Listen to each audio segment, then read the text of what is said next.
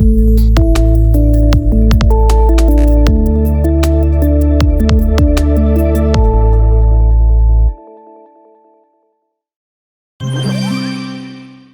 leaders des ressortissants de la diaspora du Nigeria impliqués dans la lutte contre la traite des personnes, un atelier de formation et de recyclage sur la lutte contre le trafic des personnes, les qualités de leadership et la défense des droits fondamentaux des citoyens de la diaspora. Cette initiative portée par l'Agence internationale d'investigation criminelle et d'analyse stratégique ICAS Bénin s'inscrit dans la droite ligne des recommandations faites dans le rapport du Haut-Commissariat des Nations Unies sur les principes concernant les droits de l'homme et la traite des êtres humains. Ce rapport propose des directives notamment sur la prévention et la traite des personnes, l'identification des personnes victimes, de la traite et des trafiquants, la définition d'un cadre juridique adapté, les garanties d'une intervention efficace, des services de détection et de répression, la protection des victimes et l'assistance à ces dernières, l'élaboration de mesures spéciales destinées à protéger et à aider les enfants victimes de la traite. Malgré les normes juridiques nationales et internationales de protection en la matière, des centaines de milliers d'hommes, de femmes et surtout d'enfants sont exploités dans le monde entier par des groupes hautement organisés et spécialisés dans les migrations clandestines et la traite des personnes. Il importe donc de lutter efficacement contre ce phénomène et de mettre à terme aux abus et à l'exploitation qui en résulte.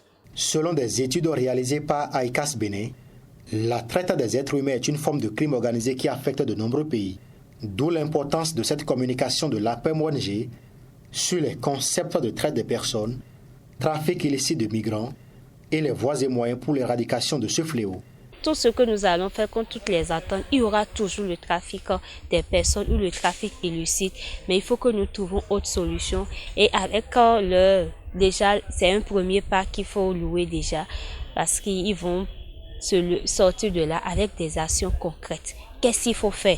Qu'est-ce qui peut remplacer cette migration vers d'autres pays? Pourquoi les parents amènent leurs enfants à la recherche d'une exploitation économique? Et nous allons essayer de régler ce problème à l'interne, à notre niveau. Et je crois que le reste, ça marchera. C'est un sentiment de satisfaction qui se dégage dans le rang de ces leaders qui s'engagent à mettre en œuvre les résolutions qui seront issues de ce conclave pour l'atteinte des objectifs. Les Béninois, les Burkinabés, les Togolais, ils sont arrivés parce qu'ils étaient beaucoup aidés par ICAS. Donc, avec l'aide aussi de ceux-là, puisque c'est eux qui sont là, c'est eux qui savent ce qui se passe exactement. Et en passant même par le consulat, s'ils ont vu des choses, le consulat se lève chaque fois pour aller aider aussi ICAS.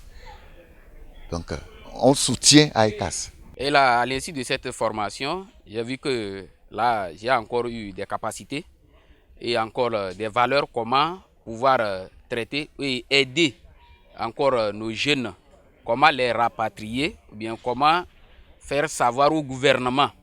Et comme ça, quand ils viendront ici, ils auront l'aide. Parce que nous-mêmes, nous ne sommes pas satisfaits de la manière dont ils souffrent là-bas. Ce n'est pas un travail que je veux commencer maintenant. C'est ce que je faisais depuis des années.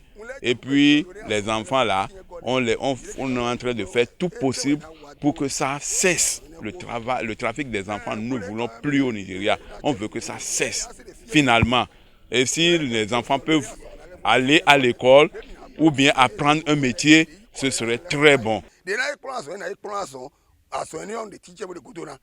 Pendant ces 2 jours que dure cet atelier, les leaders vont réfléchir sur les initiatives et mécanismes de coopération régionale et sous-régionale qui peuvent être élaborés pour lutter contre ce fléau et améliorer la situation des droits de l'homme.